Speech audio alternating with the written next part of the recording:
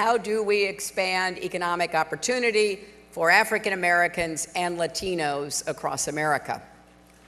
And you know very well, it's been said, that when the economy catches a cold, communities of color get pneumonia. The Great Recession hit our whole country hard, but the toll was especially difficult for Black and Latino families. Black wealth was cut in half. For Latinos, it dropped 66%.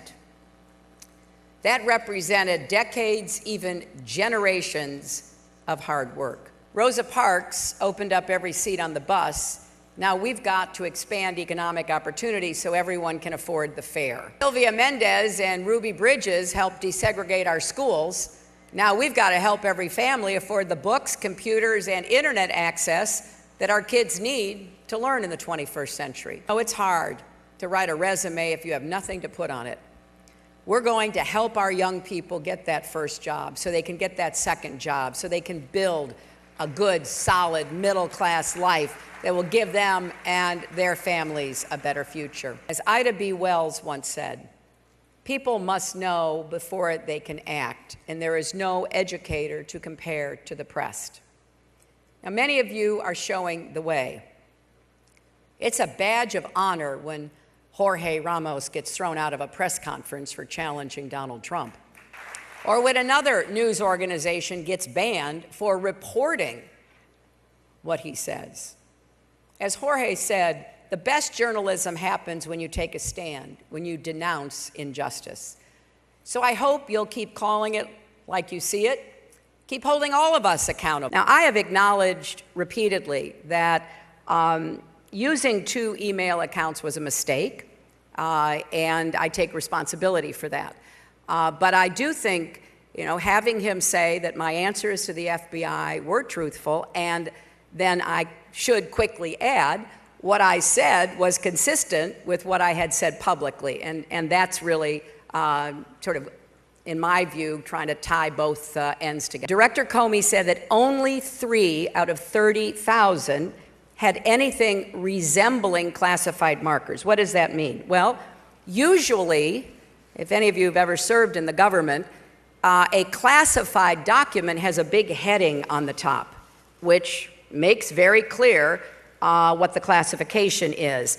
And in questioning, Director Comey made the point that the 3 emails out of the 30,000 did not have the appropriate markings. And it was therefore reasonable to conclude that anyone, including myself, would have not suspected that they were classified. And in fact, I think that has been discussed by others who have said 2 out of those 3 were later explained by the State Department not to have been in any way confidential at the time that they were delivered. So that leaves the 100 out of 30,000 emails that Director Comey testified contained classified information. But again, he acknowledged there were no markings on those 100 emails. And so what we have here is pretty much what I have been saying throughout this whole year, and that is that I never sent or received anything that was marked classified. Now, if in retrospect, which is what is behind the 100 number, if in retrospect some different agencies said, but it should have been, although it wasn't, it should have been, that's what the debate is about. But Director Comey said there was absolutely no intention on my part to either ignore or in any way dismiss the importance of those documents because they weren't marked classified. So that would have been hard to do. And I will go back to where I started. I regret using one account. I've taken responsibility for that, but I'm pleased to be able to clarify and explain what I think the bottom line is on this. We have to recognize that, of course, some of the appeal is xenophobic and racist and misogynistic and offensive. We have to acknowledge that. But let's not lose sight of the real pain that many Americans are feeling because the economy has left them behind.